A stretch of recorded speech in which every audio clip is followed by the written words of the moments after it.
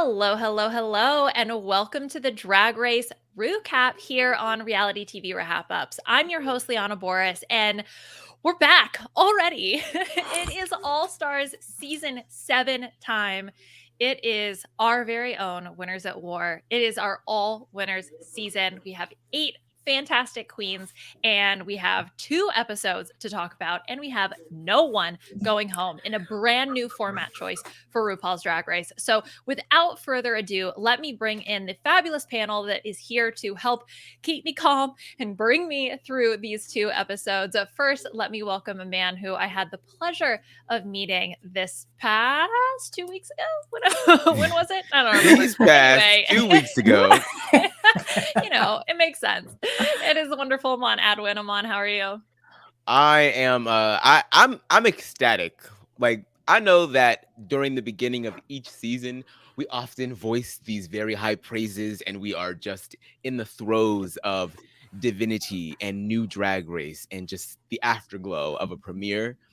And then it all goes downhill eventually. Dare I say, once again, for maybe the 5th time in a row, I think this season might be different. I'm excited. I feel like we have a lot of really cool queens here. There's a few format changes that we'll get into that I think at first I was a little hesitant about, but y'all, I had a bomb ass time watching both of these episodes. So if it's any indication of how this season is going to go, I'm very excited. All right. And also, a woman who I had the pleasure of meeting more than 2 weeks ago. The fantastic Beth Dixon. Beth, how are you? I'm doing great. It was such a pleasure to meet both of you in person. I had so much fun, and it was so nice to see, like, the energy I get, all the good vibes is like there in person. I just had a blast. But this season, I am so happy. I have been fed. These first 2 episodes, they would have to take something absolutely egregious for the season to go downhill. Like, I just honestly think this is a great cast, a great format for them, and I'm so excited to break it all down with the 2 of you. I mean, it's all winners. And I think it was one thing when initially, like, I saw it on paper, obviously very excited, all winners. I think it was another thing to then be able to see essentially like almost 3 hours, 2.5-ish hours of just pure talent in 2 very different ways. And that just got me so hyped. I totally echo what the 2 of you are saying. Like, God, fingers crossed. I think this season is going to be so good, but also, expectations. Don't like hype myself too up too much, I think I was like sitting there the entire time just waiting for the doom. I was waiting for something to the other shoe to drop, which is such an unhealthy way to live. Like, what has Drag Race done to me? But yeah, I mean, I have to say again, I really think that we're in for something great. And yeah, I mean, I think seeing the cast on paper, seeing the original Deadline article saying like, "Oh, there's going to be an All Stars, All Winner season. What everyone's been waiting for this," and then we see the cast, the potential people that are going to be on the season, and we're like, "Okay, where the hell is Bianca?" Even though y'all need to stop asking for Bianca, she's never coming back. But the Bobs of it all, the Sasha Velours, even the Violet Chachki, nowhere to be found. And I have to say, even with Monet Exchange's ass being in this cast, I forgot that they were gone. I forgot that those bigger names were not here. I had such a great time. I think that the format changes are also really going to help with that as well.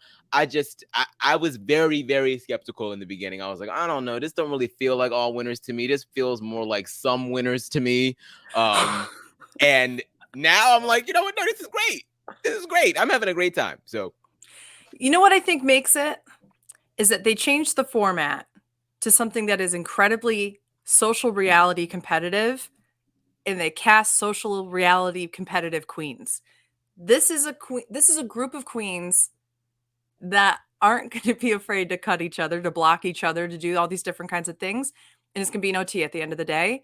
There might be some drama that comes from it. We already know that Monet is probably going to be a little petty. She talked about that already, but I'd rather the pettiness be based in competition and what we're seeing, and not like the forced casting of Gia versus Farrah, for example, on an All-Star season.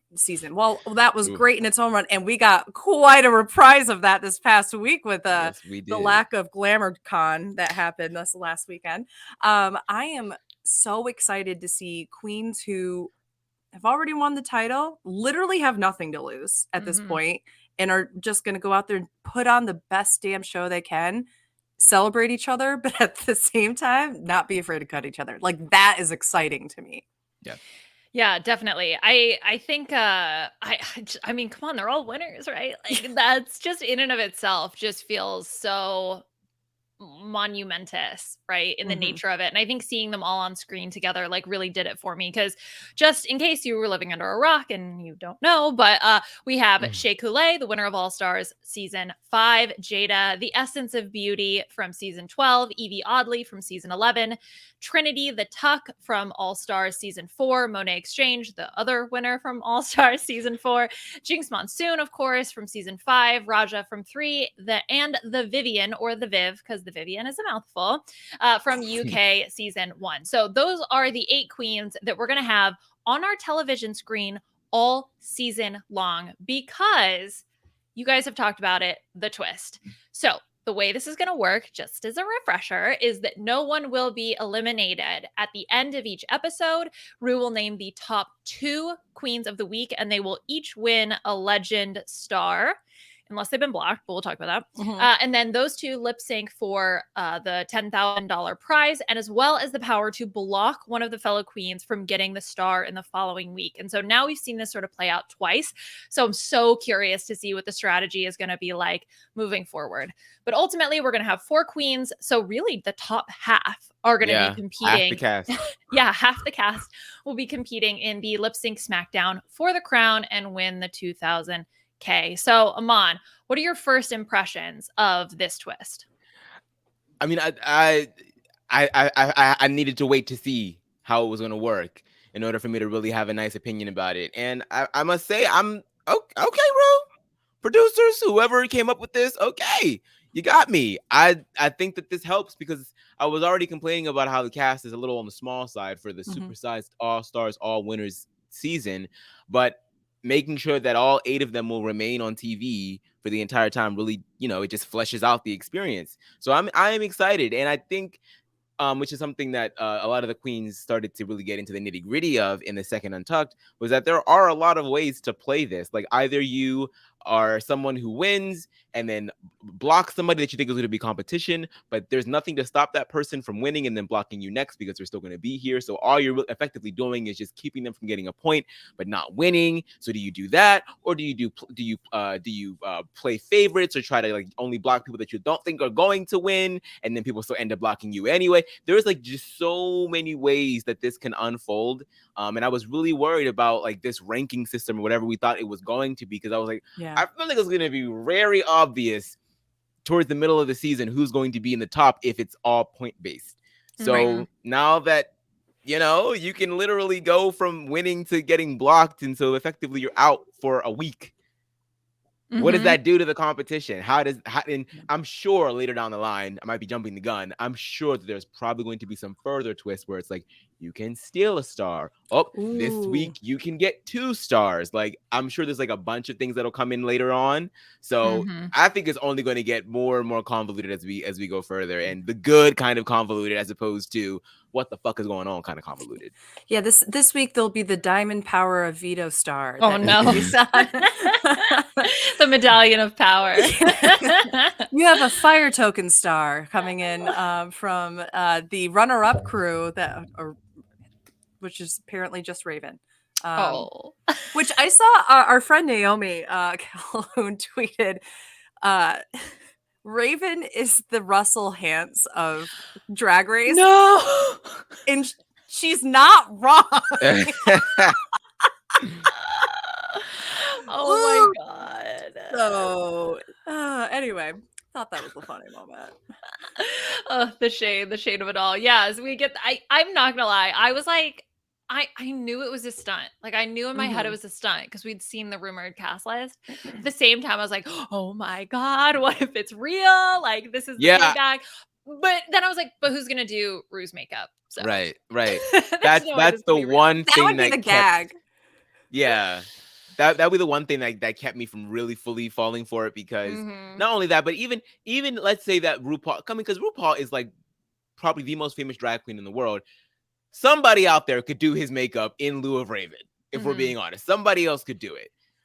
But I just don't see how RuPaul effectively judges a season where the bitch that has been painting her face for the past like however many seasons is a part of the cast. I just say what you will about people's proclivities for impartiality, but I just don't see it for Ru. We already know she plays favorites. I mean, we didn't saw it with Willow Pill last season, although she was a great winner.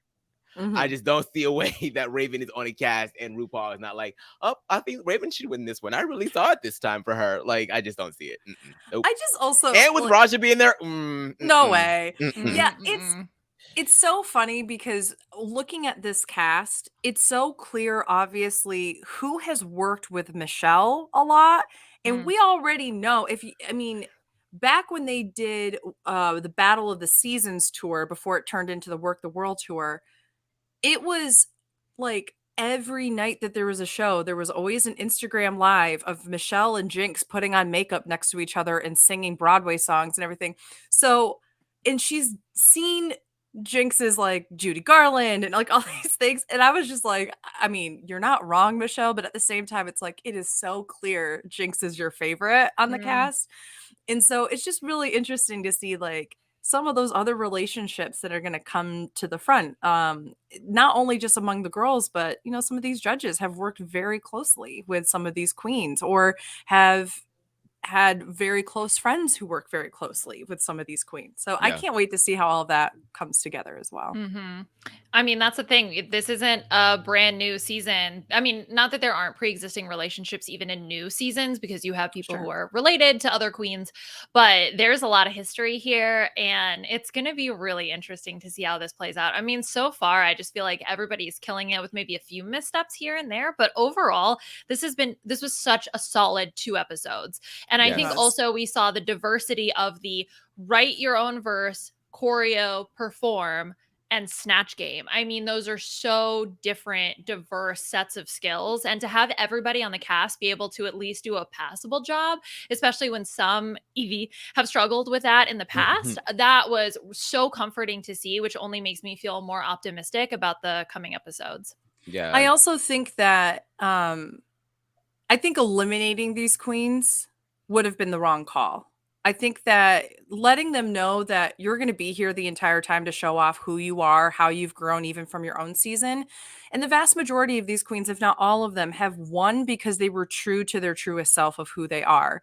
I don't care if you're Raja and you were like the first fiercest fashion queen that we had on, you know, Drag Race, or if you're Jinx Monsoon and you were this theater kid clown with a knack for old Hollywood and musicals, or if you're Evie Oddly, who, you know, is like royalty of the queerdos at this point. Like, I love that you have people who know who they are, what their drag aesthetic is, and what they want to bring. So by eliminating them, that would tarnish a legacy a little bit.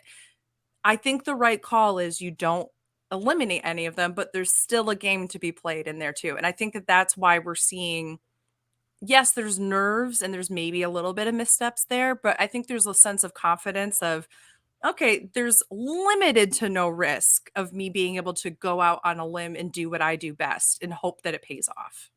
Yeah, I kind of wish that there was a way that this could be the norm for All Stars. I know that that's not plausible, because I'm sure after this for All Stars 8, we're just going to go back to having, a larger cast. I mean, I feel like All Star 6 was the largest All Stars cast yet with like 14 queens. So it's just not plausible to continue to have 14 queens each and every episode. Then every episode would just be long. You got to sort of like whittle it down at some point. But I do think that for All Stars winners, yeah, if you're gonna bring all of these queens back, if you're gonna convince all of them to come back, yeah, then let them come back and stay a while. Like, no one went like, take your coat off, kick your feet up. You're gonna be here for the entire time. And I know that I know that it serves that purpose, and I know that I think it also serves the purpose of, well, because I felt just an overarching tone of, lovey-doveyness from both of these episodes, but not in an over saccharine way. Like it was Right. very I felt like the queens were all in on the joke and in on this competition and realizing, you know what, bitch, like this is just supposed, we're all gonna have fun. Yes, it's gonna get a little tense here and there, but we're all winners. We've already won. Like all we need to do is come in here and show what we've got. We don't have to worry about going home, so we can take those risks. We don't have to worry about going home, so we can play a little dirty, because you're ultimately going to be able to stay here and get your revenge. So I feel like both production and the queens are just trying to send a message to the audience saying, guys, it's just drag. Like, it's just the competition. You don't have to be so about it. And I hope that tone continues. And I mean, just namely speaking from Jada Essence Hall, like, that was just so nice to see her, feel that way when walking in to the competition and being embraced by all of the other queens. I just feel like they're just all there to have fun and play the game. And I'm excited to see it happen. Mm-hmm. I like that what they're basically doing in these first 2 episodes. I mean, more so than any other all-star cast, this is a cast that's pretty much on an equal playing field, right? Like, because they're all winners, they have that status. Versus an all-star season, you may have people who got out relatively early or in the middle or towards the end. And in the Drag Race state of mind, the audience at home and the contestants themselves see themselves in a pecking order based on how they did before, right? Yeah. So whether you absolutely smashed the competition or there were other people who thought maybe somebody else should have won on your season, it doesn't matter. You're all winners on this. So there's a certain level of we're all coming in on the same playing field that other all-star casts don't have.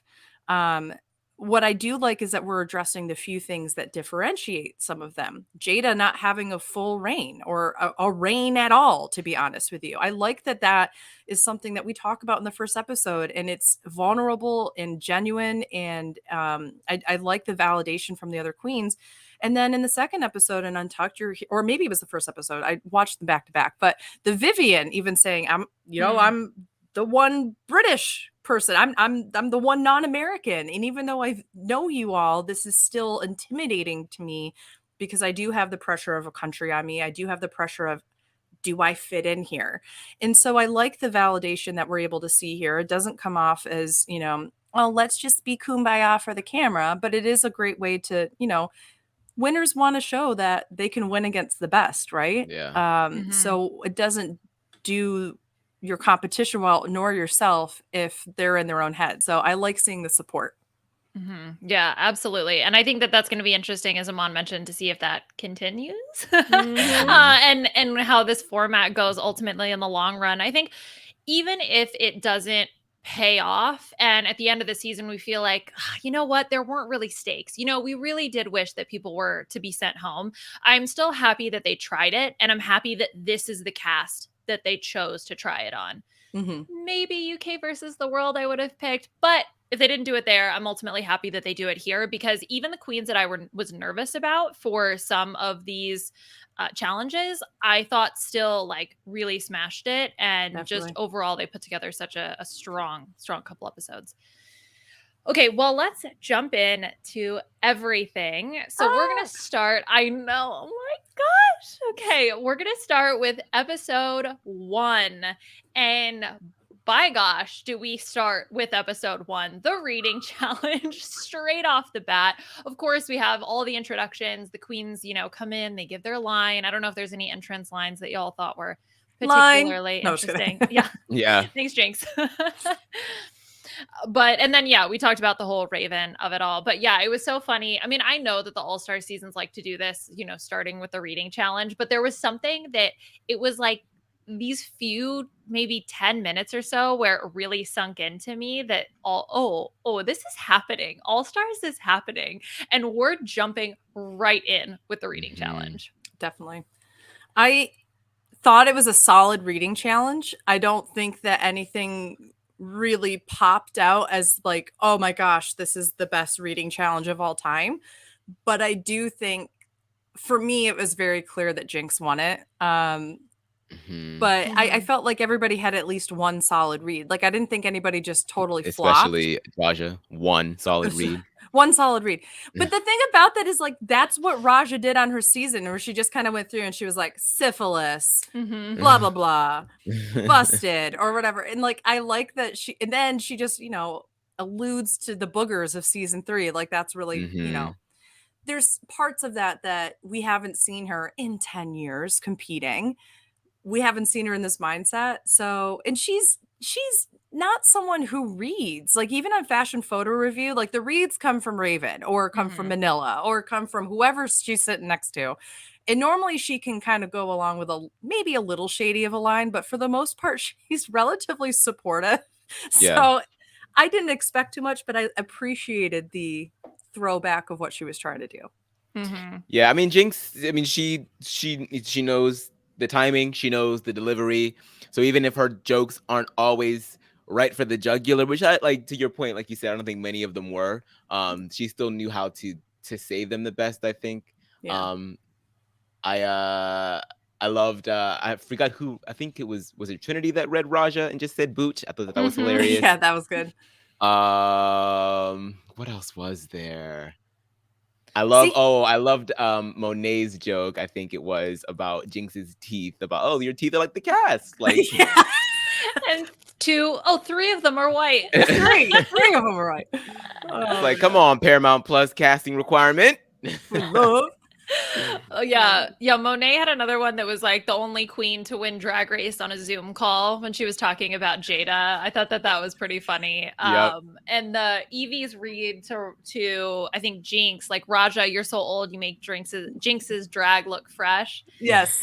Yeah, those are some good ones. I think overall, yeah, I think Jinx probably did the best. I thought the Vivian also did quite well, and I think that that's so tough to, like. I know they interact and there's touring and all of that, but, like, I'm sure it's tough to break into a completely different country and come Yeah. in and, like, read these queens from the get go. Yeah. So props to her for that. I loved Monet's little quip. Oh, somebody clear customs, honey. Like,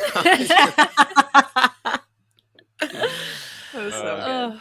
Oh man. All right. What a way to kick things off. But the main course that we have this episode is, of course, the Maxi Challenge, which is the collab on RuPaul's new song Legends. So each of the queens is required to write and record their own verse, and then as a group they put together choreography. So no hired choreographer, they are their own choreographer, or should I say Shea Coulee was their choreographer. And then of course they perform for, I think it was Carson this week. Yeah, Carson, Yes. Michelle, and Cameron Diaz as our guest judge for this episode. And Naomi Campbell was there. Oh God, I don't even know where to start. There's just so much to talk about. We got to talk about the Naomi Campbell of it all. That was, I mean, it's so funny because normally that first guest judge is the gag. And don't get me wrong, Cameron Diaz would be a gag on any other day other than, hello, you just met Naomi Campbell, who for Shea and for so many of the other queens is like an icon, an inspiration for why they do what they do, or how they got a foundation of how to walk or love fashion and those kind of things. And then to be judged on their runway, like, I mean, that would be so nerve-wracking. Yeah. I mean, I didn't expect to get so much emotion from the first episode. I really didn't. You could tell that Shea was just so overcome. She just couldn't handle it. Just seeing one of her idols just come around the bend like that. And I'm just so glad that she got to share that. And she ultimately did have the deep. I mean, they saved that shit for last. They knew what they were doing. Shea came back out on that runway and tore it up. I was kind of surprised about Jada's walk. Not that it was bad, but I was like, "Oh, bitch, we've seen you walk better than this. You done come and you set this one way on fire." She was feeling the pressure. I was like, she must be really, really nervous. But yeah, Shea really, it was nice watching her have that moment. And I mean, because she even has like a whole America's Next Top Model podcast right now. So she's always just been in this realm of fashion and catwalks, and that's just Shea's gig. So I'm glad that she got that moment. I'm surprised that the other queens in one of the Untucks, they were talking about like who the fashion queens are, and none of them ever mentioned Raja. And I'm like, this is a crime. Raja is right there. Raja has one of my favorite walks I've ever seen. She continues to just slay it. Was she the first person who walked for Naomi? I feel like they bookended it with the two people who I think have the best walks with Raja and Shay. And I just was like, this is a crime, people. This is Raja. Like, you're talking about, yes, how great her fashions and such are, but her ability to sell a garment, I'll be honest, when I looked at all the individual parts of her second look, which we'll get to, I wasn't a big fan. But boy, the way she sells it on a runway, I really had to look at a photo of it to go, oh yeah, I don't like this. Because she does such a good job of a walk. Yeah. So I think that's the thing. You can't underestimate anybody. And some of the people who I think I may have put, if we had to absolutely rank them, which, you know, arbitrary and reductive. But, you know, there's some people that, depending on the challenge, oh, yeah, maybe you would not expect as much. But I think it was just so nice to have the queens be able to strut their stuff kind of from the get-go. Even if the queens aren't known for their runway walk, like to have Jinx come out and do her little Betty Boop thing. I loved it. Yeah, I know, right? And the same thing with Evie. Evie is just so unapologetically herself at all times, and I'm so excited to see her back. Me too. Even though a certain drag queen who you guys know who I'm referring to that I got a chance to meet isn't really necessarily Team Evie, which I thought was interesting. But yeah, but that's another thing. Like, I must say, watching these past 2 episodes, there are certain queens that I was like before, and now I'm like, you know what? Okay, all right. I'm starting to catch it a little bit, because I have never really been a Trinity the Tuck person. I've just never really been that. I don't know.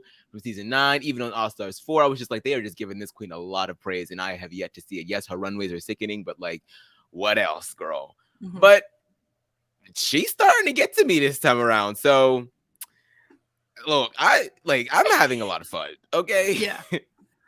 Trinity's somebody who I have a complicated relationship with, in that I can absolutely respect that she does very high caliber drag and that she has a great drag aesthetic. She comes from that pageant scene. Everything she does is done with intention. She has a good humor. I do think half the time her humor is only funny because of her accent, but that's just me. But I do also not appreciate some of the perspectives that she shares outside of the show and outside of drag.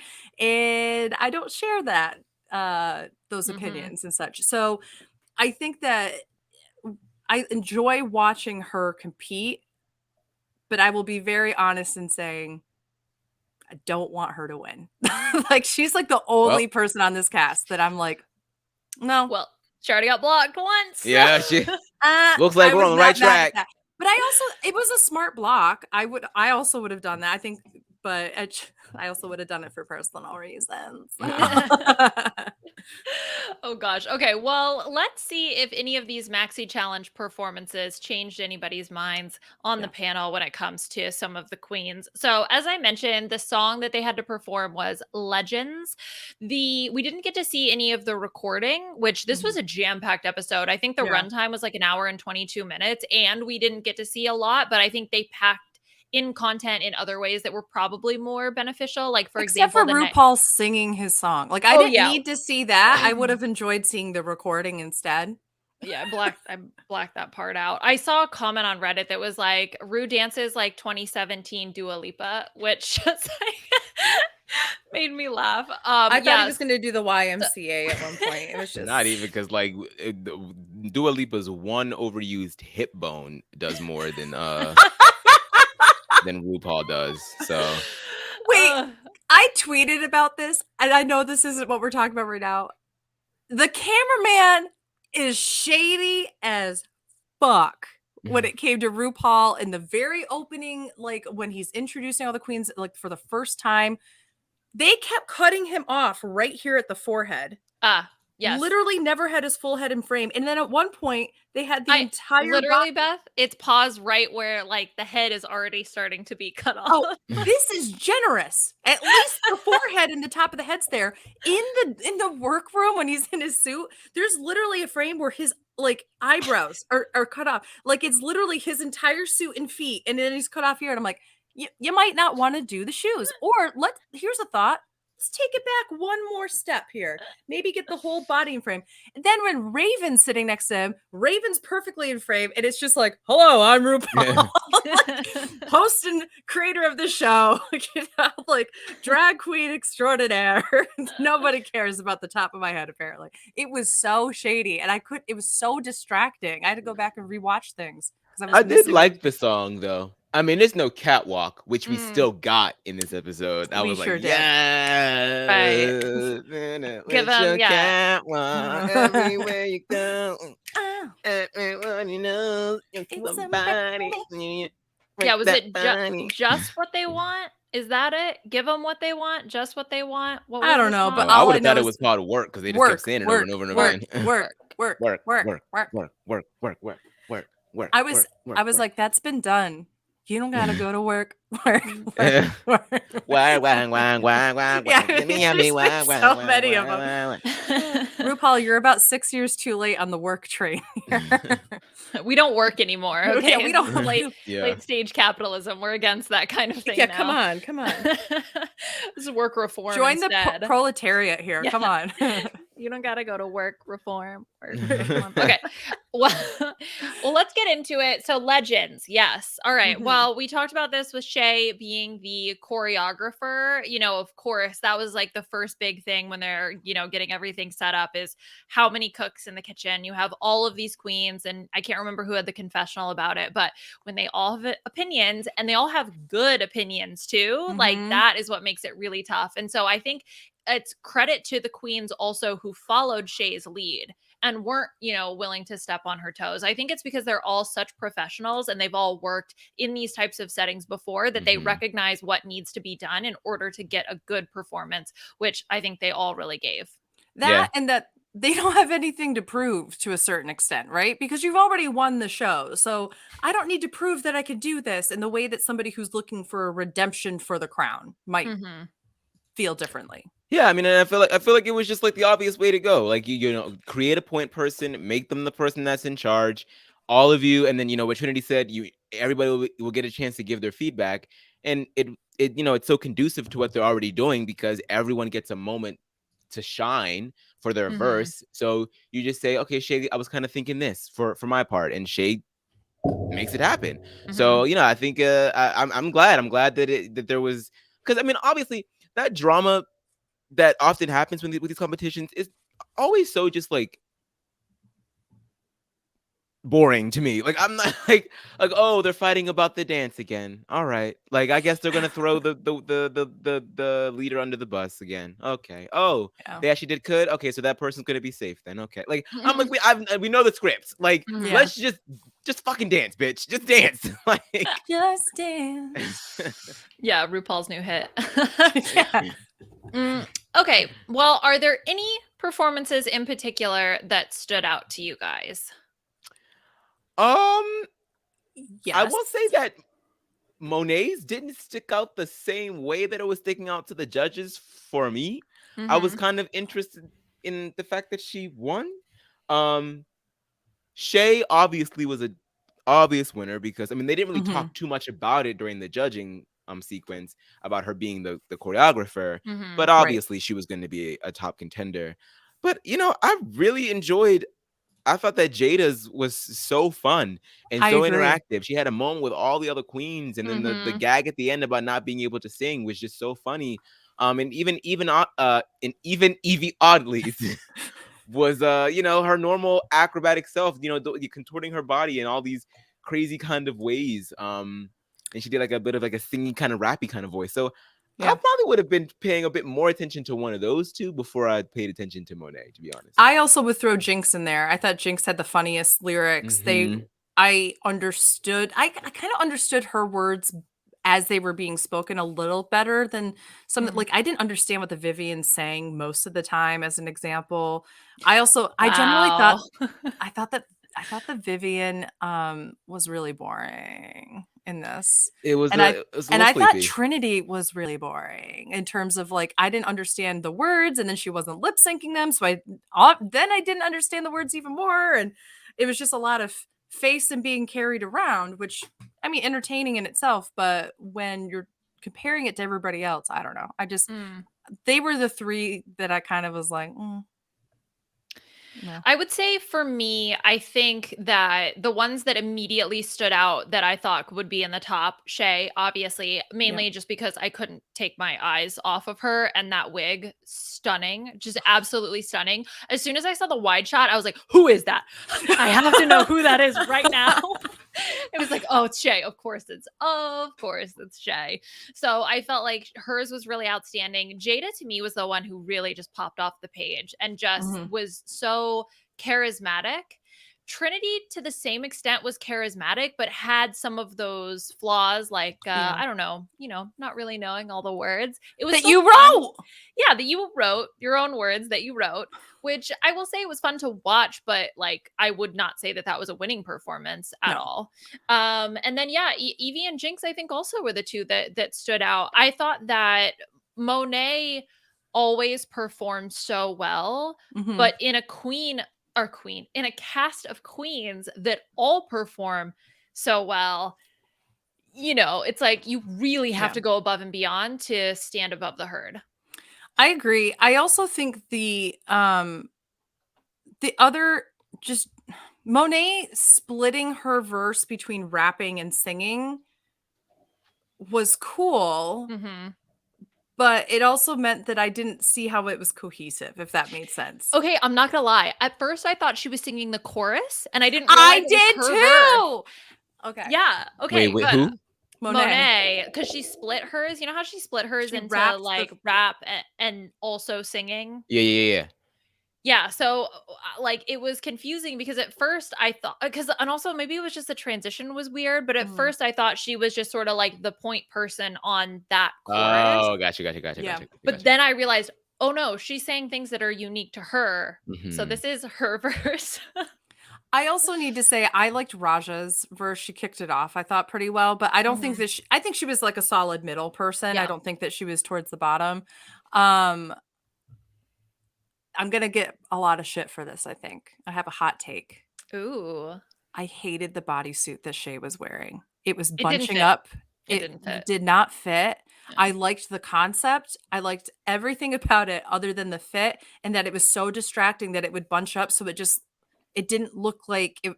I know it's supposed to be a skin illusion. It didn't look like a skin illusion. It looked like she just put some really cool black appliques on like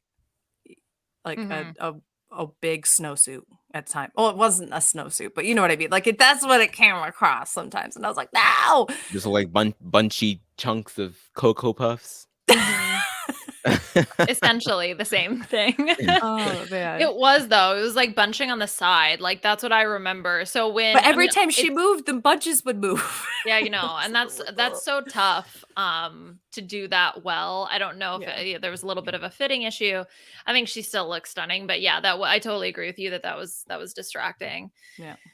The Vivian can sing, my God. But I do think maybe there was something about her movement that just felt a little slow. I don't know, and like not very calculated and catchy. Not like it was in. She was like, and now I do this with my hands. Yes, that was the movement, but I thought the singing was good. So the singing was good. Mid kind of because of that. It felt like it balanced it out okay. Yeah, I loved her outfit though too. I liked the color scheme of like that, like reddish, like the purple and the red kind of vibe, and then there was like I think black and maybe white. I can't remember off the top of my head, but I really liked her outfit. I was like, ooh, I like that. Okay. Well, let's talk about the runways from this week, because as far as we know, the runways are still going to factor in to the scores here in terms of who is going to be the top two. So I've pulled up the looks. The theme this week was I'm crowning. Hilarious. So the 4 looks that I have up on the screen right now, Jada, Jinx, Monet, and Raja. Yes. I mean, lovely. Just stunning. All of them. Can't get enough of it. Obviously, Jinx, probably one of the more formal attires here, but with the beautiful leg down the side and the slit. Just absolutely gorgeous.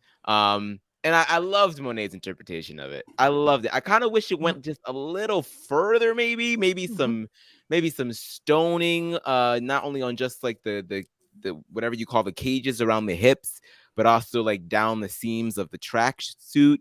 Maybe some stoning on the Timberland stilettos as well. Mhm. But Jada's is so fucking gorgeous. That dreaded beehive. Ugh. I want it. I want it for myself. And Raja and those shoes. I just love it all. I love it all. It's so good. Raja's was like the redo to the Marie Antoinette sort of. That was like what, at least what Yeah. I got, felt like an Mhm. homage to that look. It Yeah, was did. I'm so bad at different monarchs and such, but I think she said it was like King Louis or something like that. Mhm. So King Louis the just 14th is apparently 14th. allegedly gay. Let me look this Mhm. up. Let me see what he looking like. Let me see what he got going on. It's the But- wigs, girl. The wigs. Well, I was just gonna say, if you dress like that, I think we can clock it. No, I mean, I know they all dress like that pretty much, but still, I thought that was really cool. The Marie Antoinette look was groundbreaking at the time on Drag Race, and think of how many people it inspired to really think in a more fashion forward sense on Drag Race, just Raja's presence in general in that competition. But that is the one I think people consistently think of as one of the best runways ever. So to see her come out in something like, oh, right, like I'm a big Pokemon person, so this was like a Mega Evolution or a Dynamax or something like that. I loved Jinx. I think that her makeup, I think we forget that she when she was on season 5, her makeup skills were not it, right?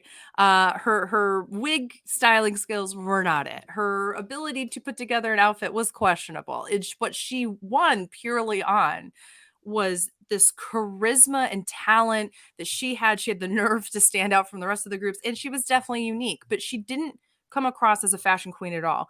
So it's really nice to see her so quote unquote grown up, and the faded pink lip, which is very of its time period, but also we see a lot of that now too.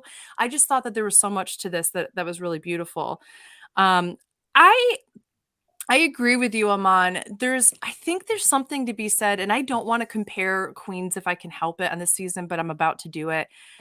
Um, Simone had a similar look to Monet on her Mhm. season, and I feel like because she had things more stoned and such, I feel like to a certain extent, this is somewhat of a letdown in comparison to what we've seen Simone do something similar. Mhm. But I still think this is amazing. Yeah, like I So love what she was going for. I love what she went for here. Yeah, I And it think was really unique, especially after coming after, Raja and Jinx. And then all of a sudden Monet comes out and we're like, Mhm. whoa. Jada's, I love the top and I love the swirling ruffles. I don't like this pale skirt at the very bottom. It just comes off as very plain, like an afterthought, and I think it sits a little too low. Like if it came up a little higher, or if you saw that it came up on the sides or something, it just looks like a straight line across, and it doesn't give her definition, I think, and it comes across as kind of cheap in comparison to everything else that is just so glamorous on her. So it's the one thing I didn't like, but from behind, like top up, everything absolutely stunning. what's extra glamorous on Jada is just like the beautiful dusting of that blue foundation or whatever the fuck on that Oh, clavicle bone. Ugh. Mhm. Ugh. I was living for it, it's honey. so good. Okay, well, let's talk about the other group of 4. Again, just randomly mixed together. So we have Shay, the Vivian, Trinity, and Evie here. And I mean, again, I don't think there was one bad look on the runway, to be honest. I think part of it is just, maybe your personal preference. Like, for Sure, yeah. example, I can totally respect what Trinity was doing.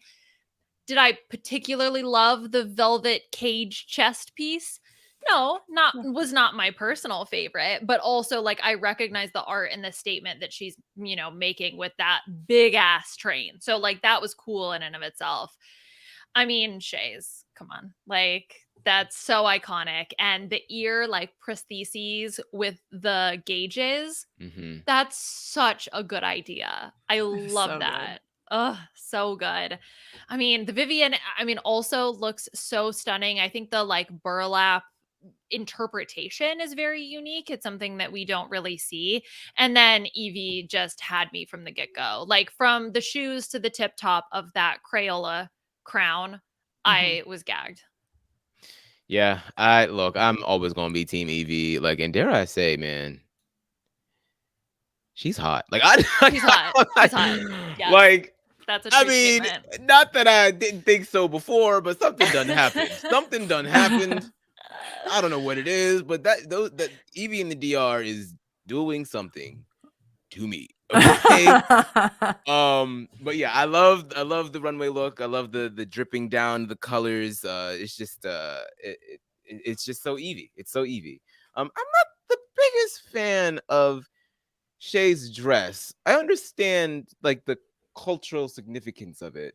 But I don't know. I'm just not a big fan of that color pattern. But what I do love are the Vivian shoes. I love that they look Mm. like they had, I think Carson made this point that they look like they had outfits of their own on them. And I wish that Mhm. we had like more of like a zoom in on them during the runway, because we got like one quick glimpse of it when she walked. But yeah, Trinity's is fine. I mean, this is definitely something that she's known for. I feel like I prefer other dresses of this silhouette from her than this one. I'm not the biggest fan of this dress, but I mean, it's gorgeous. It's just not my favorite. I think I agree with Liana when it comes to this dress. If it wasn't all caged here and the emphasis was on the huge train and the sleeves, that is not necessary there. Just have like that glittery bodice Yeah, underneath and it would have been completely fine. I think that would have really elevated it. I also I don't like that she went for orange hair and a purple lip, and it comes across as, like, clownish when I know that that's not what she's going for, and I wish she would have chosen I I wish if you're gonna go for something this glamorous, not saying that you can't be glamorous with color hair, bright color hair, or orange hair like this, it's just it's a for her, I don't get this as her drag aesthetic, right? I would imagine that she would do like a brunette hairstyle here or maybe blonde. So I appreciate her going for something different. I'm just not a fan of it. yeah. Um, I remember I her starting to wear this red wig back in season 4, and I remember yeah thinking along the same lines. I was like, this is kind of new, but I feel like she's yeah done this a lot now, like this whole red, and I feel like that's not what I like knew her from in yeah. season 9. I I just think this is a it's you don't want the emphasis to be or like you don't want the attention to steal away from the train. So why do an opposite color on the color wheel? Like that is what I'm going for, I guess.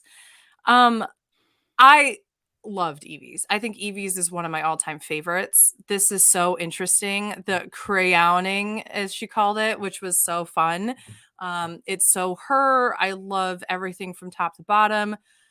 I love shades. I have to disagree with you, Aman. This is some of my favorite color palettes. If I had a choice, this is the kind of colors I would put together. Those like pale baby blues and greens and splashes of oranges and whites and that kind of thing. I think It's that's just just giving me fitting sheet. oh, and that's the thing is like the caftan. There's like an actual dress underneath this kind of like it's not a caftan, but I'm going to call it a caftan because I lack the vocabulary with which to describe what it accurately is. And then obviously the just everything about her face and her hair and Yeah, the prosthetics and the such is hair is just lovely. absolutely amazing. Yeah. I don't like the Vivians. I don't I know what she's going for. I can appreciate what she's going for. I know that fashion-wise it's fine. I'm a basic bitch and I can appreciate that this is just not for me. I don't like really much about it and that's fine. I think other people are more than I like the hair and the crown. That's fair. That's fair. That's yeah, But that's like you why we're said, here. Liana, it's just about our personal feelings. Because I do think that like nobody flopped. Like I don't think that she has a flop. It's just not something I particularly like. I don't know. The more I look at Trinity's, the more I hate it.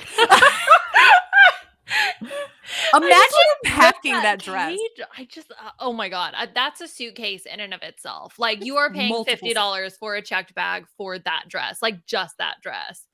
Oh my Just that gosh. dress, but then also that is definitely weighing more than 50 pounds on top of that.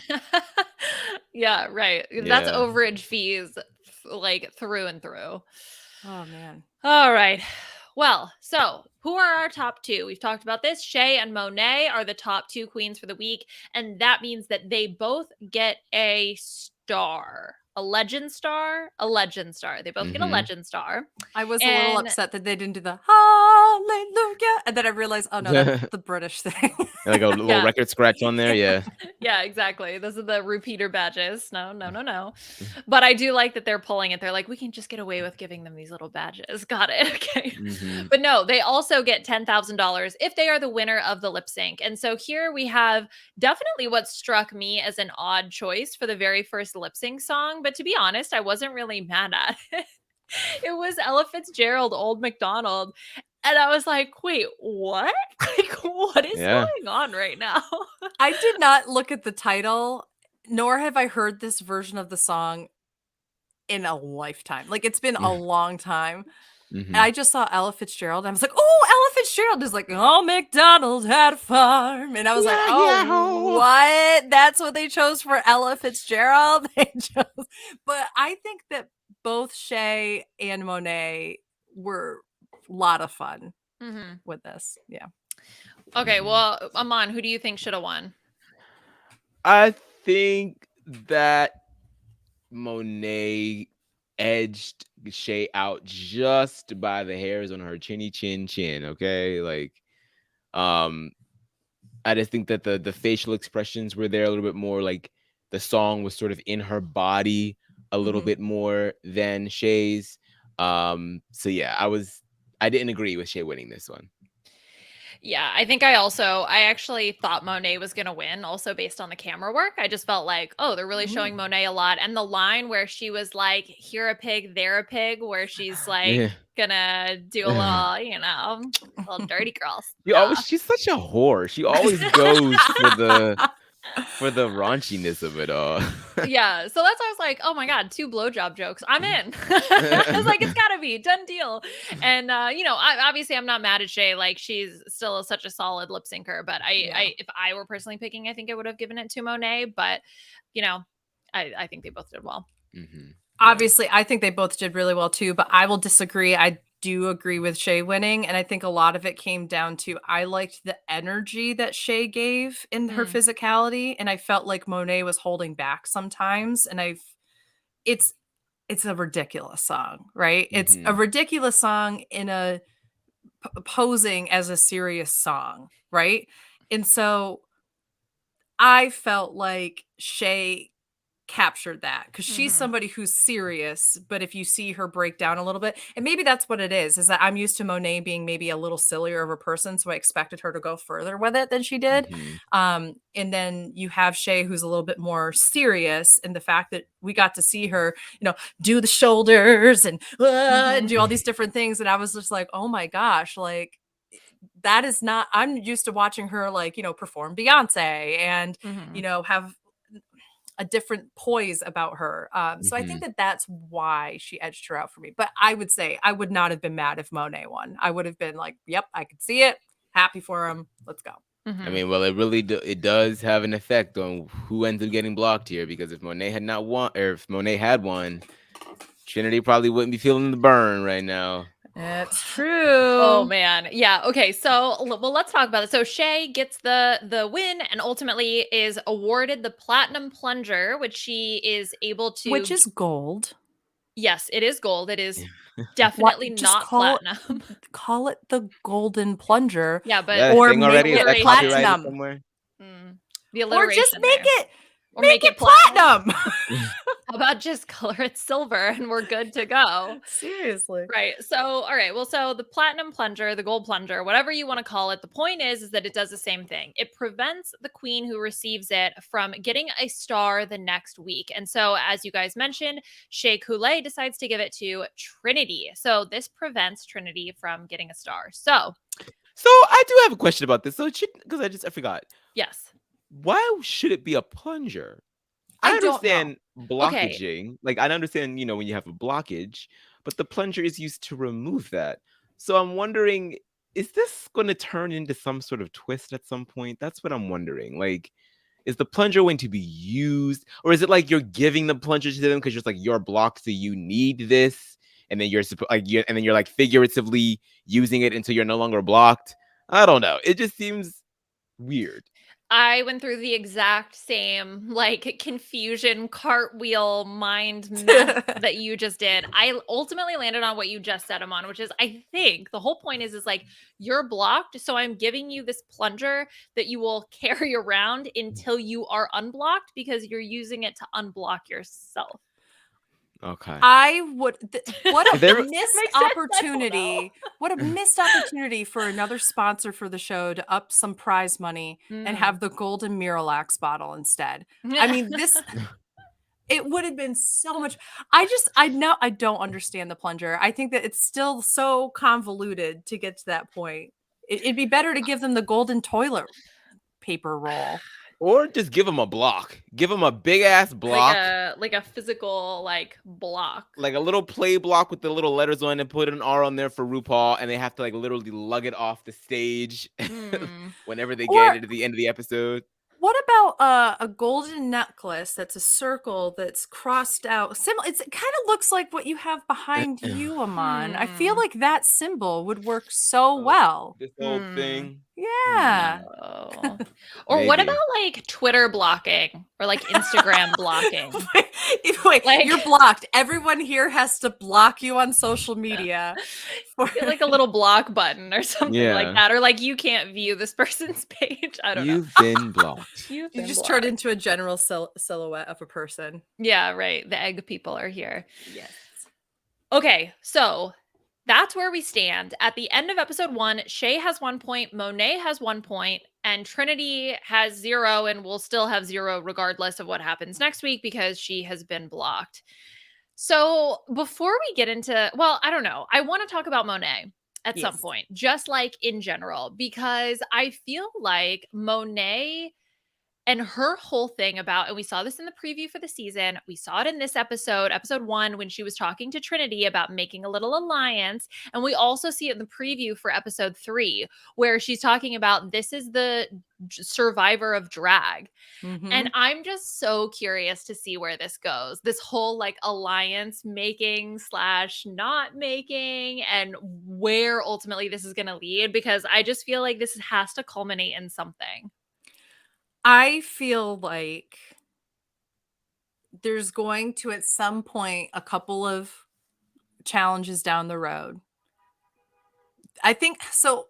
Number one, I think Jinx has the right idea, which is if you have a badge, I'm gonna block you because like you already statistically have a point. It prevents you from getting a point for 2 more challenges, essentially. And Monet, I think, gets the benefit. I feel like if you win the challenge but you don't win the lip sync, you're actually in the best position because you can't be blocked, but then you also don't have the blood on your hands, right? And I feel like the reason why Shay gets blocked over Monet in this is purely because she blocked somebody before at the end of the 2nd episode. So I think that Monet is going to figure this out and kind of play this strategically of being like, hey, if I do win a lip sync, I'm not going to put you up there. But I think we're going to hear confessionals of her throwing lip syncs. And then I think it's going to come to a head where people are going to realize that. And then she's going to get consistently blocked. Oh my God. How dramatic would that be? I mean, I'm interested to watch Monet because we know that she is an avid Survivor person and a Big Brother person. So this is sort of, this is her shtick. I think that she's like really, really gung-ho about participating in this. So I do wonder how the other queens are going to react once they start to catch on to her shenanigans. Well, and it I already also love, I love that it's already happening with Jinx. Like I love that Jinx is like, well, y'all 2 bitches was over here talking about teaming up. So what is it? What is the truth? And then Trinity has no chill. She's like, we don't even like each other. And then like literally 5 minutes later, they do Kiki, Kai Kai, Mary, whatever. And she's like, I want to kiki with Monet or whatever. And I was just like, you're an idiot. You're trying to tell people that you don't have a relationship with this person. Oh my God. I feel like Trinity would be the one to blow up a alliance that you're trying to keep on the down low. Oh, I yeah. know. Definitely. But you make alliances with people after you've really seen what they do. Exactly. Yes, that's why week 1 alliances always a little, Premature. a little premature. Okay, well, let's get into episode 2, Snatch Game on Snatch Game, because essentially we got 2 different versions of Snatch Game because every single contestant had to play not 1, but 2 different celebrities. And really, there was no filler in this episode. Like maybe 7-8 minutes in, we were already jumping into the Snatch Game. It was like enough for Ru to do a small walkthrough, but then, I mean, we just had so much content to get into. So unless there's anything you guys want to mention from sort of the walkthrough before, I think we have a lot to talk about. I don't really think of anything that... Yeah, nothing springs to mind. Yeah. Okay, good. Then let's just get on into it. So we have Michelle and Ross as our 2 contestants. What do you call the people? Yeah, okay. The contestants. There are 2 contestants. And then as our celebrities go, for the very first round, we have so Shay is TikToker Elsa Manjabo. I hadn't heard of her, so that was a pleasure to get to meet her. Jinx was Natasha Leone. Evie was Rico Nasty. The Vivian was Joanne Lumley. Trinity played Satan, aka Lucy Fur. Raja was Madame the Puppet, like Waylon Flowers' puppet, which was, I just thought so cool. Monet, Mike Tyson, and Jada was Prince. This one was she though? Was she Prince, or was she just a facial expression that sort of kept on giving? She was Jada's facial expression. Yeah, well, this is interesting because now we have 2 Snatch games to compare. And I almost kind of felt like this was the appetizer Snatch game to what ended up being the main course. And maybe that was solely because of Jinx's solid performances, Judy Garland. Just Judy. It was just Judy. But this one, I think, yeah, go ahead. Oh, Beth. Sorry. I was just going to say, I think that most people did their characters better in the first round than they did the second. I think the only exceptions are maybe Raja and Trinity, and then obviously Jinx. But I think everybody else did better the first time around. Okay, that's interesting. So who do you think was the standout then from the first group?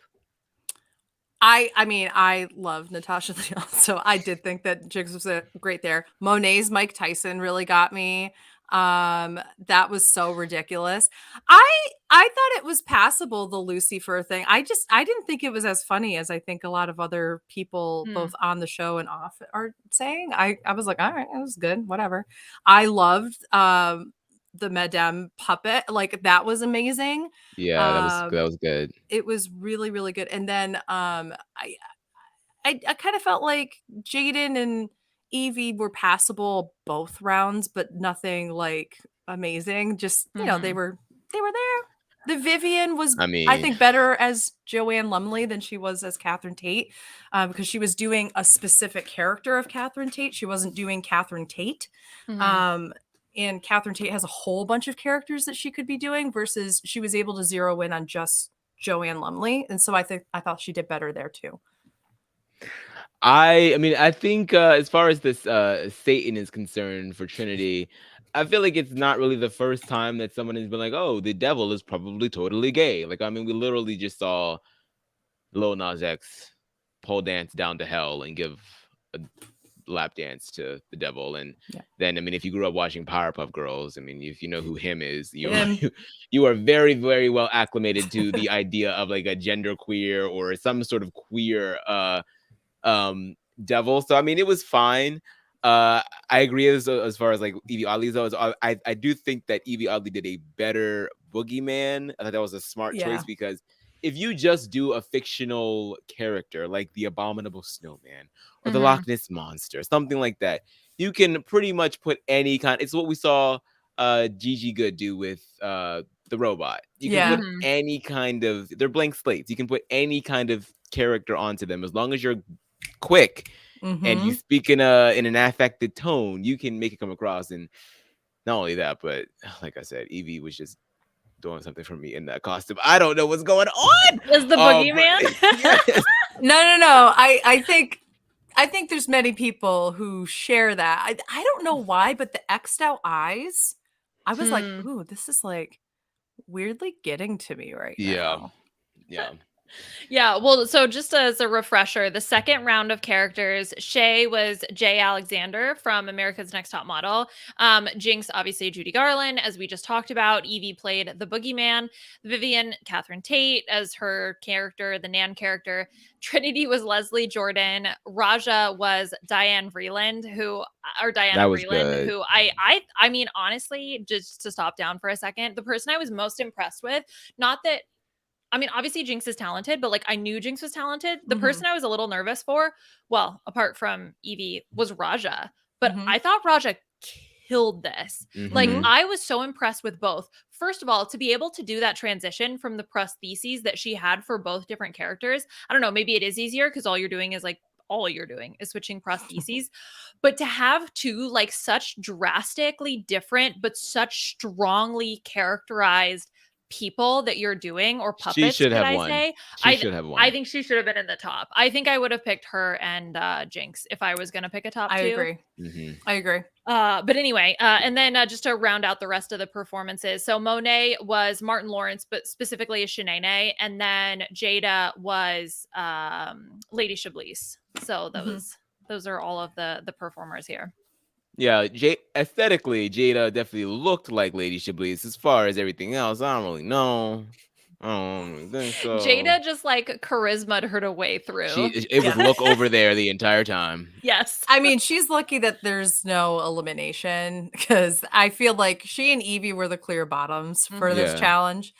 But But at the I same think time, to their point, I think, having no pressure of going home, I think really did make it better. It's like you don't I have to worry agree. about being the person gone, so you can sort of just take the risks and be a little bit more silly than you'd probably normally would because you'd just be so afraid of bombing. That Mhm. pressure's gone. Well, let's be honest too. What was great about Jada's Prince was that eventually she just threw the whole impersonation out the window and just started just doing random things with her mouth and everything. And the Mhm. judges loved that. I thought it was Mhm. ridiculous in the moment.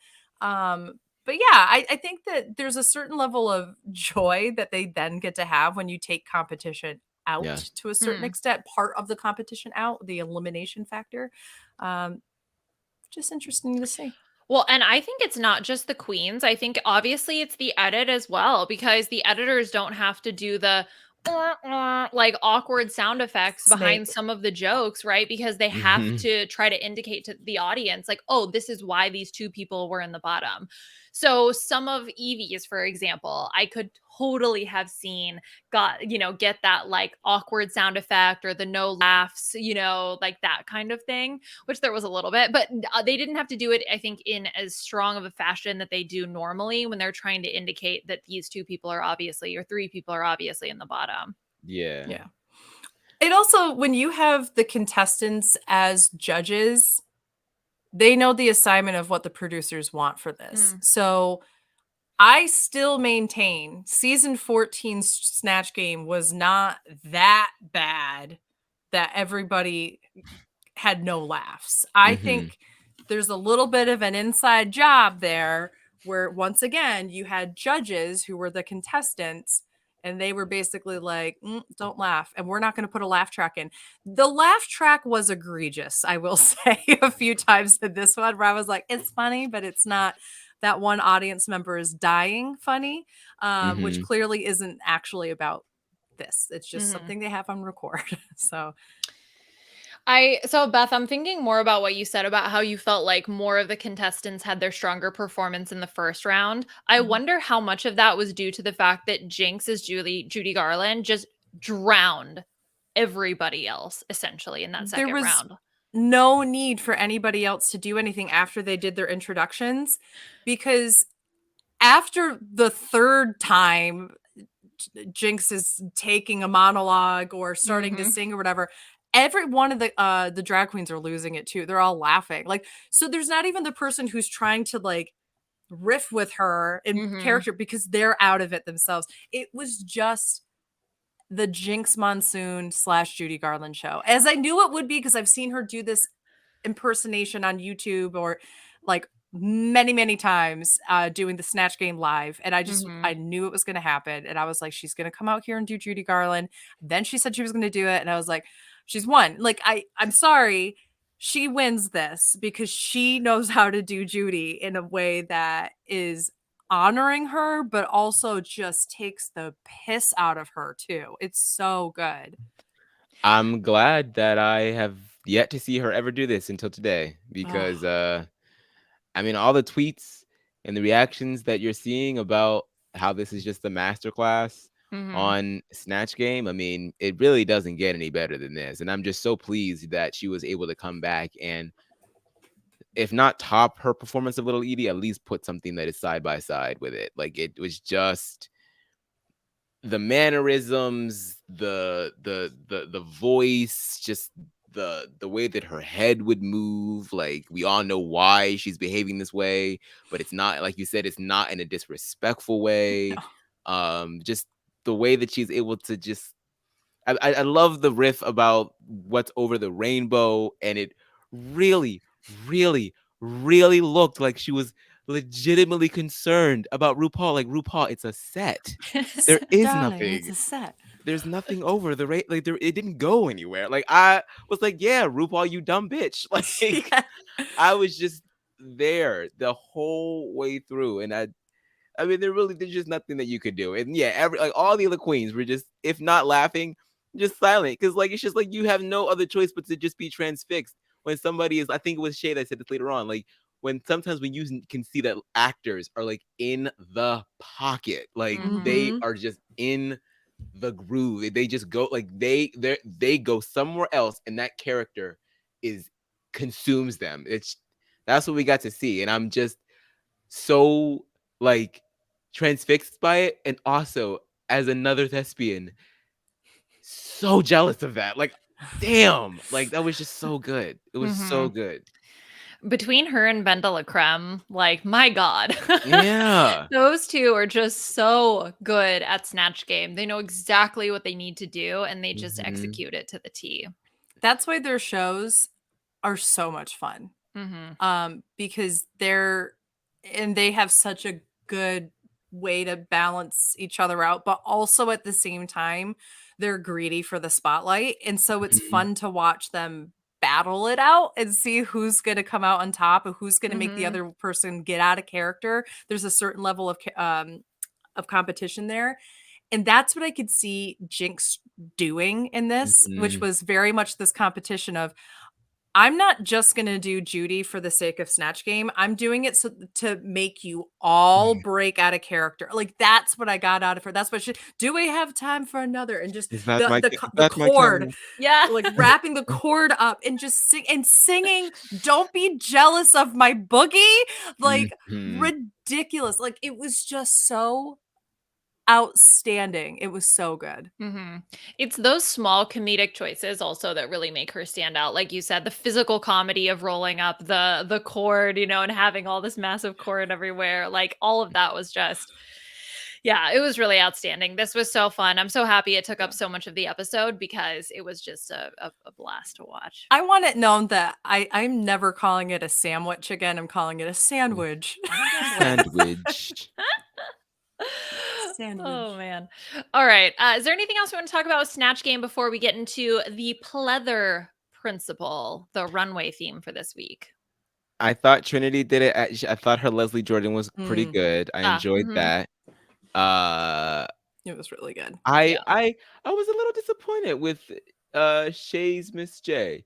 And it could have been because, Judy Garland was there soaking up everything. But for someone who's just such a fan of America's Next Top Model, I was like, come on now. Like, you have seasons and seasons of worth of material for him. I need to see a little bit more Jay in the Shay, okay? Yeah, I was really disappointed with her Miss J because I love Miss J. I thought Leslie Jordan was amazing. I loved Trinity's Leslie Jordan. I thought that was, if Jinx wasn't there, Leslie Jordan would have been carrying that. Raja's Diana Vreeland was really good too. And I was instantly reminded that Robbie Turner tried to do Diana Vreeland in season 8, and she stuck like this the entire time, which is not how Diana is at all. It's so funny. I'm sorry, I spaced out because I'm literally watching her sing "Don't Be Jealous of My Boogie" right now. You're like, I need this in my veins right now. Oh, so good. Oh man, yeah. I mean that's the thing is like I think although I personally would have picked Raja, I understood why Trinity was the other queen that was chosen for the top. Although the Leslie Jordan, when we got the walkthrough, she had like a little puppet outfit thing that I think she didn't end up using in the actual Leslie Jordan performance. It was like a tiny like body thing. You know what I'm saying? Like, I think she was going to pretend like that was her body, but I think it didn't work. And so she just did the, like, I'm going to hunch down, like, low to the table kind of thing. Also, they do Snatch Game for a long time. Like, we don't see everything because they do go down the panel and get everybody's answers. And then there's probably questions that we don't see and those kind of things. Imagine having to be like this that entire time. Like, that's a lot. I'm pretty sure Snatch Game normally they take breaks and they do different things, but I think it normally takes around a couple of hours for them to film one Snatch Game. They did 2. So I imagine that, basically you did 1 in the morning, 1 in the afternoon or something like that. That's a lot to put on your body and mind. It's a lot, and it's a lot to spend that time having to come up with the quick comebacks because your brain only works for so long. And then you get tired. I can't imagine. Yeah. Okay, let's jump into the runway. So again, we have the looks here. The 4 looks that I pulled up on the screen are Jada, Jinx, Monet, and Raja. And as I mentioned, this is the pleather themed runway this week. Aman, what did you think about any of these 4 looks? Did any of them stand out? Yes, I mean Jada Essence Hall with that Jada Pinkett Smith of it all, man. That was just so good. Those glasses, the makeup on the cheekbones, the sleekness of that leather suit. I just wondered. I wish that she would have just slowed down her walk to resemble like the Matrix slow motion real quick and then sped right back up. Like, come on, give it to me. Sell me the full fantasy. I mean, what else is there to be said about Monet's look? I think the judges said it all. I mean, it's just something so powerful about that damn dress with those abs on it, and then that bow. It's just like, who designed that? Like, that was a steal for Monet. Like, whoever did that for you, sis, you keep them on retainer, okay? Yeah, and Jinx's look, I mean, yes, yeah, just beautiful, just straight up leather, but make it old, Make it Mary Poppins. Make it Mary Poppins, okay? Don't be jealous of my leather. I think I agree with you, Beth. Raja, yeah, this is a boot, sis. This is a boot. It's a boot. I just it's not coming together for me. I don't know. Like something's just not right. I don't get it. The one thing I do like about it though is the jacket. I like how it's so frivolous at the top, and then like you have like the sleek sleeves for the arms, like kind of like that. But yeah, I don't know. It's just I'm not sure about this. It's just not giving for me.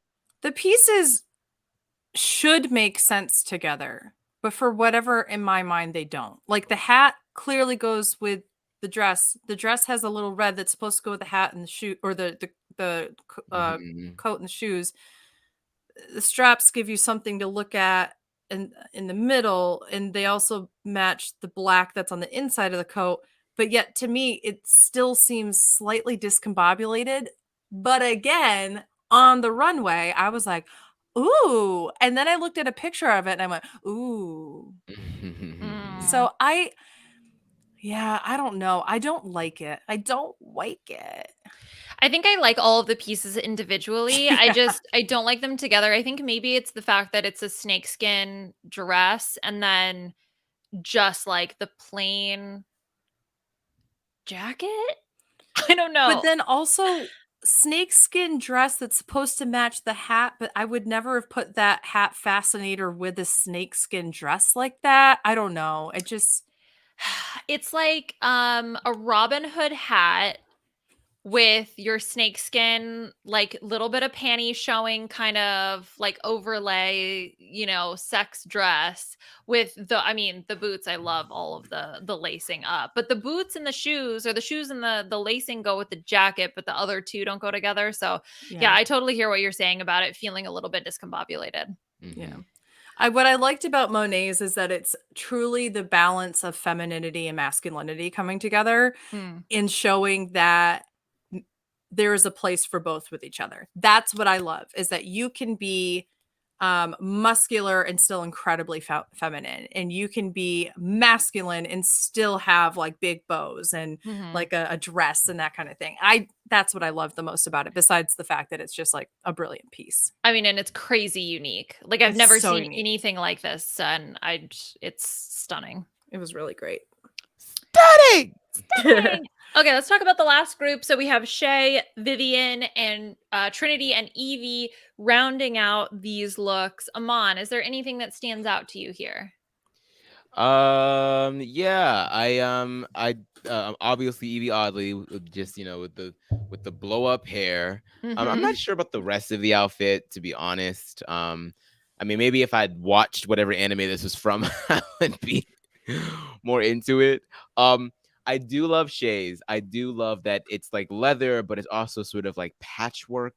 And then there's graffiti on the patchwork. I just think that it's just so cool looking. It kind of reminds me of one of Jan's looks from season 11 when she was like the big like voodoo doll looking thing. The Vivian's is fine for me. I feel like this is one of those like many examples of this show where someone will be wearing something that I feel like is cute and more expensive than anything that I would wear, but then they start, like, the judges like really love it, and they talk about how like all of the fashion references, and I'm just sitting there like, girl, it's just big shoulders to me. But she looks great. I don't really like Trinity's. I don't like it. It just bunches up too much for me. I just not. It's just not me. No. I have a question, because I feel like I'm ragging on Trinity a lot this episode, but I don't know. Both of her looks just were not my taste.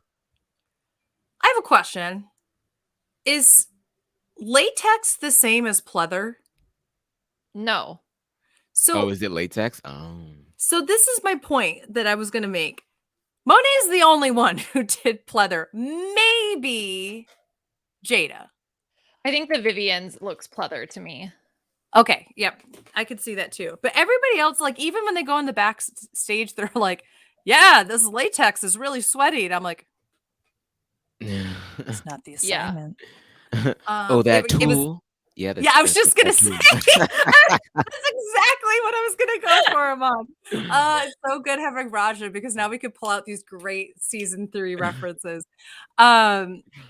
Regardless, obviously, pleather, latex, whatever, they give a similar vibe. I thought Shay's was okay. I liked what she was going for. I didn't go like, oh my gosh. I thought the Vivian's, again, like you said, Aman, I was like, it's giving fashion, but it's giving okay. Like, okay, great.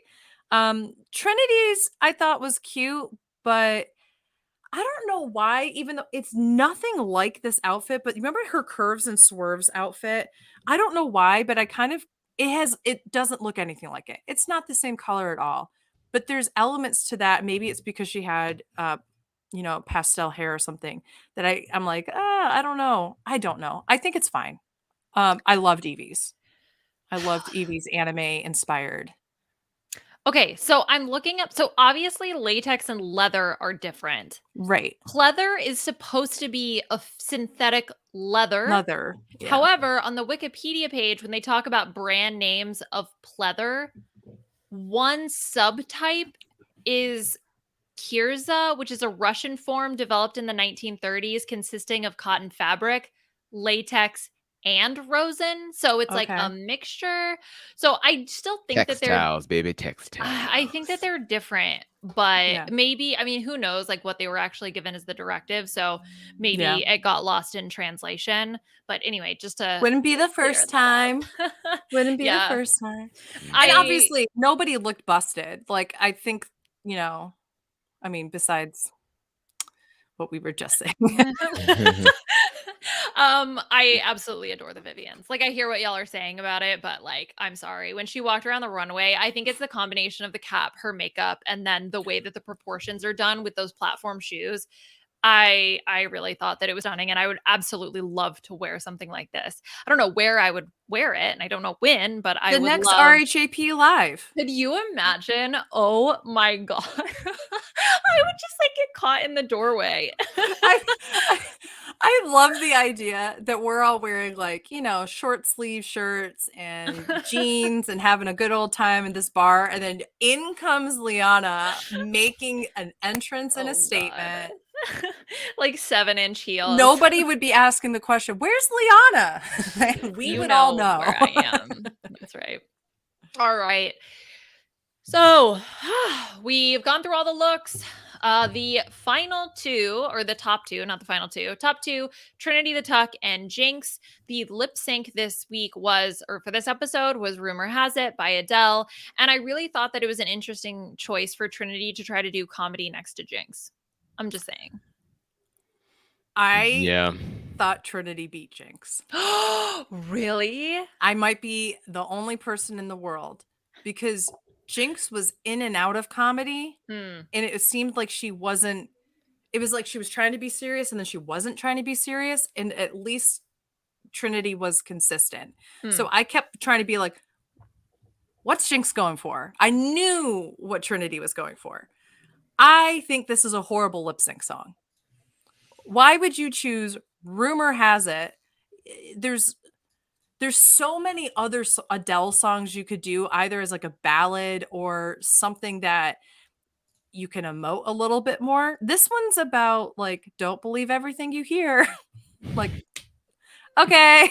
Like, there's not really much you can do with it. So I just felt like I wasn't really impressed with the lip sync all the way around. I kind of felt like Jinx and Trinity were both really extra.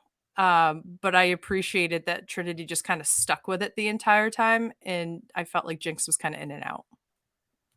I had the opposite opinion. I felt like Trinity was sometimes a little bit in and out. Like I felt like she was trying to do comedy and then not, but I don't know. It was a blur. I watched both episodes and Untucked all at the same time. So. Well, yeah, and we are recording this on the day it came out, so none of us have had multiple views. Yeah, I feel like, I don't know. I think I get the vibe that maybe like while they both sort of like went a comedy route, maybe Jinx's just appeared more controlled to the judges than Trinity's, because Trinity sort of was like all over the place and on the floor and doing a bunch, which can be great. But maybe just like putting that right up next to Jinx is kind of like, oh, you're always going to be like, oh, I think Jinx is a lady and knows how to really do it. You know what I mean? So I think that's probably why she won. But if Trinity were to win, I'd be like, okay, yeah. And I probably would have preferred a Trinity one because then we get to see her, you know, but we still got the same result. So, you know, Shay ends up blocked. So. I kind of felt like Jinx had such a dominating performance in the Snatch game. Yeah.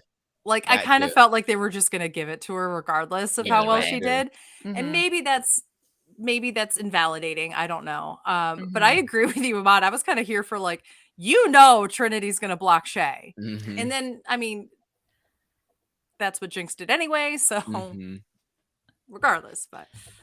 Yeah. Well, at the end of this episode, here's where we stand. Monet has 1 point. Shay has 1 point, but is blocked going into next week's episode. And Jinx has 1 point. So we have 3 queens, all with 1 point. Next week, Monet or Jinx could theoretically get their 2nd point because now, obviously, you know, they have 1 and they're not blocked. Whereas Trinity, even though she won 1, has the opportunity now to get her 1st point. So 2 episodes in, we have 3 points all across the board. I'm very curious to see how spread the points. Yeah, I want to know like what's gonna happen. Like I want to know who would Evie oddly block? Who, like, if Monet wins, what's she gonna do now that she has this alliance with Trinity? Like, do you automatically have to like consider what Trinity says and like, let's block Shay again? Can you block twice in a row? Yeah, I think why not? Oh my god, that'd be brutal. Oh, it's You gonna could be just so keep brutal. blocking Oh my until god. I guess Imagine they all just block Shay from here on out. Like that would be so tragic. And then we would have Shay coming back for All Stars 14 because she was robbed on yet another season. but here's the thing. If Shay ends up in the top 2, she can't be blocked. Right. So, Right. I think someone who's such a solid performer as Shay, she's gonna end up in Yeah. the top at some point, which at Yeah. least will give her maybe an opportunity. But I think then, okay, so let's Oh say yeah, you're blocking this really Shay. makes it. I didn't really think too hardly about it now, but yeah, this is a lot more interesting than I gave it credit for. Because maybe Yeah. let's say Jinx now starts to pull ahead, right? Let's say Jinx has Mm-hmm. 2 points. How do you not just consistently block her until, She you also get won the reading closer? challenge, right? And so what's great Mm-hmm. about this too is that they don't know what challenge is coming Are up. coming, yeah. And so Mhm. if they did know, that would inform how they were going to block people. So instead they have to go either off of track record or off of who they feel like is going to be coming into their own. And so if I'm the queens, I would have assumed that next week is a construction challenge, which it is. And Mhm. it's a ball. And so I would assume, okay, we've done Oh, writing and performing lyrics, we've done Snatch Game, it's got to be a design challenge. they I should have would Mhm. blocked Jada. They should have blocked well, Jada. they blocked Shay, who's also really good at design Mm. challenges. So that was a good one. But I agree with you, Aman. I think we're going to see Jada really come into her own next week. I think that'd be a Mhm. good one. The Mm. Vivian, too. And I mean, Yeah. and part of this episode was their narrative for the 2 of them, both Vivian and Jada, being like, "Hey, we feel like we don't belong here." Like, "I'm from Mhm. the UK, I feel like I don't belong here. I didn't get a reign because of COVID, so I don't feel like I belong here." I think there's gonna be a little bit of, potentially some redemption at certain points to show, like, Definitely. yes, they definitely deserve to be here. Yeah, circling back to the Jada of it all, I mean, just to reiterate, I really loved watching her sort of be vulnerable and get, all of the admiration and validation from her peers. And just personally speaking, I really have never really been that jazzed about Jada Essence Hall. Like season 12 to me, and a certain drag queen that will not be named that I got to meet also believes that season 12 was also like a bit of a snooze fest. And I was like, oh my god, thank you. I think the same way everybody loves that season, but I I'm feel the same way, Aman. I don't. yeah. I actually didn't watch half the season because I got so bored with it, and I had to go back and rewatch it. I kept making the point to this certain queen that season 11 is like is still my favorite of the double digits. Still my favorite because it had drama, it had this, it had that, it just had so much going on. And it had Evie, one of my favorite winners. But yeah, I'm just so glad that she because I feel like these past 2 episodes have really just turned me around on her. Not only these past 2 episodes, but also just watching her get a chance to reign and like see what that looks like and just watch her out in the wild now that there's more that queens are able to do as COVID restrictions continue to lift. So Mhm. yeah, I'm very excited to watch Evie. And during the scene when she's talking about it, I do wish that we get to hear a little bit more from Evie because we see Evie get very emotional as well. And we know that Evie also kind of felt a little similarly to Jada. Not that their situations are entirely the same, although Evie was the last winner before shit hit the fan. Right. But she also voiced, feelings that she just felt like she wasn't really appreciated the same way from the fan base. She felt like she just didn't really get the same kind of, you know, self pouring of love and all of the opportunities that winners sometimes get from the show. She just felt like she didn't get that. So I wish we would have got to hear her speak a little bit to that, but maybe later on in the season. But I'm just glad that, Jada is feeling validated and the Vivian as well. Yeah. Mhm. Well, there's going to be a total of 12 episodes for this season. So there is a lot more Drag Race to come, a lot more winners and blocking and lip syncs, but no one's going home. So we will be here throughout the entire ride, breaking everything down for y'all week by week. Next week, there is going to be, as Beth mentioned, the ball challenge is going to be coming up, only one episode. And I think that is, I assume, the release schedule for the rest of the season. So we're going to have one episode released on Paramount Plus, I think 3 a.m. Eastern, so Mm-hmm. midnight Pacific. If Mm-hmm. you want to stay up and watch the episode right when it comes out. Otherwise, we'll be here in your podcast feeds along the way. I think that does it. Is Just there yeah. another note about that, and I know we said this before in our season 14 ending, is that we will be the first couple weeks of our coverage is coming out really quick. And then there will be weeks where we'll go to Sundays or Mondays. So just be with us on this ride. It's summertime or about to be summertime. We've all got different commitments going on. Mm-hmm.